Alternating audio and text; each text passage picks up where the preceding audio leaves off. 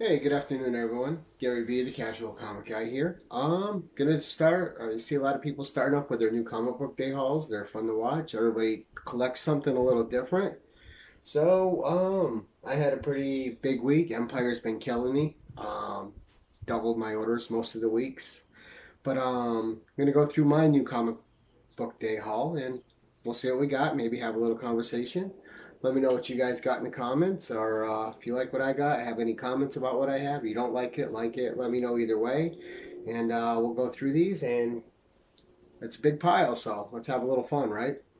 All right, the first book I have for New Comic Book Day is Fantastic Four number 23. And hands down, this is the Empire tie in.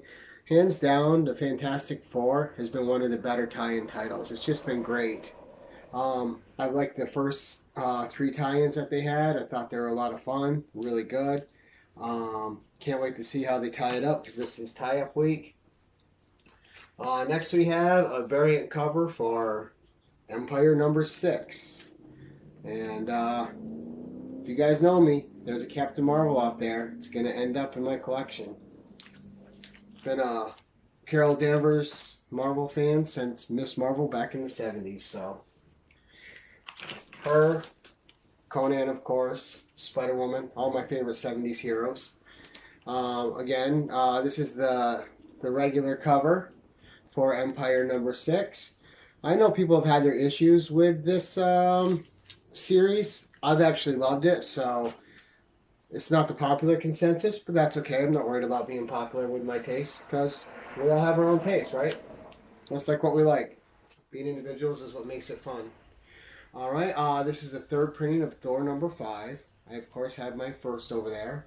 I can't remember if I have the second, but... So, Black Winter on the cover. Yes. Okay, finally, Ravencroft number 4. With just a killer cover. All right, and finally, after long delays, Black Widow number 1, J. Scott Campbell cover, of course. So, I think everybody likes our favorite little espionage spy in the Marvel Universe. Okay, and then we have Red Sonja number 1. Looks like a Jay Lee cover. Number 1. I'm sorry, number 19. Whew. All right, and then we have the Joseph Michael Linsner cover for Red Sonja number 19. And I'm a huge Red Sonja fan, as everybody knows.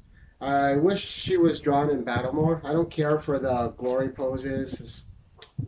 Red Sonja doesn't pose. She fights. That's what she does. She's a warrior. Draw her fighting. Draw her in battle. All right. Enough of that, though. All right. Captain Marvel 19.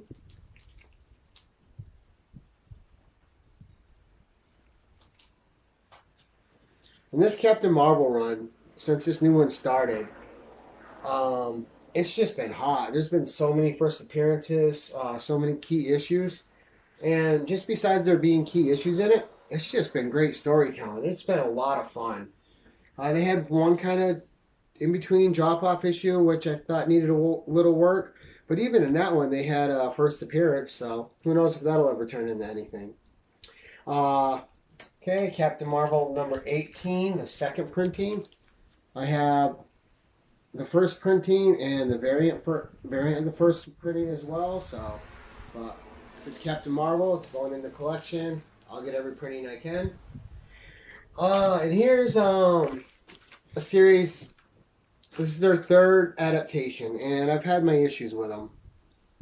So this is the Sumerian People of the Black Circle, the two covers, and Blaze is trying to do something cool.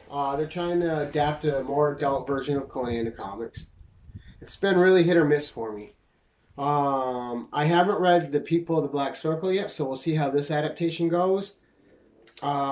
Queen of the Black Coast was okay, but I found it was good, but I found the art a little too kiddie for a title that's claiming to go for a more adult audience. And Red Nails. Here's the thing. Here's the thing with the adaptations. What I really like is in the back of each issue, they include the original story. But if you're going to adapt the original story and include the original story in your book, make sure it's a good adaptation. Red Nails, in my personal opinion, some people may have loved it. It wasn't a good adaptation, and it's one of my favorite Conan tales. And so maybe I'm over picky. They changed key things and left out key things out of that story when they adapted it, and that really bothered me, which is too bad because the art was a little better in that one, and it had some really good scenes. But again, it's still a little too kid-like. I don't have a comment on this yet. I haven't read it. Just picked it up today. I'll give this its fair shake. Of course, you got the homage cover for Detective Comics. And we'll see. This art's already looking a little better. Looking a little more Conan-esque, in my opinion. So we'll see how that adaptation goes. All right, so some indie books. Spy Island, a Bermuda Triangle mystery. And that's all they had to say. Bermuda Triangle. I signed up in the previous catalog for this a while back. I'm a sucker for anything Bermuda Triangle. It doesn't matter. There's so many different stories you can make up around that. Just so much folklore you can have and just so much fun. I always find, whether it's movies or novels or comics or video games even, Bermuda Triangle is just a well for imagination, and I'm a sucker for it. That and underwater horror. You give me underwater horror or isolation horror, I'm all about it. Horizon Zero Dawn, issue 2. Beautiful cover by, I really hope I don't mispronounce it. Jing Ying Yoon. I'm hoping I said that right. If I didn't, I certainly apologize to you. All right, and then another favorite movie of mine, but my favorite horror movie, and one of my favorite movies of all time, is John Carpenter's The Thing. But Alien is also great. Mood, atmosphere. This is issue 2. I got issue 1 over there. And the way I do miniseries is I don't look at them until I have the whole miniseries. I want to sit down and I want to read it in one sitting, which is what I'm doing with Plunge right now. Underwater or sea or on the water horror, so I was already signed up for that. Then another Spotlight series for me. This is, only one. The second issue is on its way to me now, but this is the second printing, and this is It Eats What Feeds It by Scout Comics. Just a really solid debut issue. And I had talked about Scout Comics a little bit in my one-shot review of Snow White Zombie Apocalypse. And one of their strengths I listed was they really know how to pair the right artists with the right writer. And this artist, the atmosphere is amazing. The angles, just it's so good. And I know I've drawn on about this story, but it's great.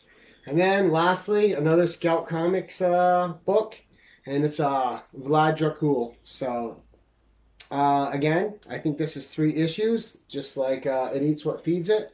Little bit thicker books, it's a $7 book, but there's a lot of story in it, and it's thick, it's presented well.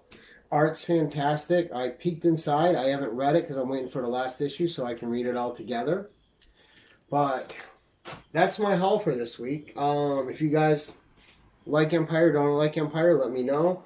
If you're collecting any of the same books I got, if you're liking Scout Comics like I am, let me know. Leave a comment on your way out. Hit the notification bell. Like, subscribe if you feel like it. And that's it, guys. It's been fun. I love New Comic Book Day. Usually that's on Thursday for me because that's my payday. So I got them a day early this week on actual Comic Book Day, so that was fun. But until next time, guys, keep it casual.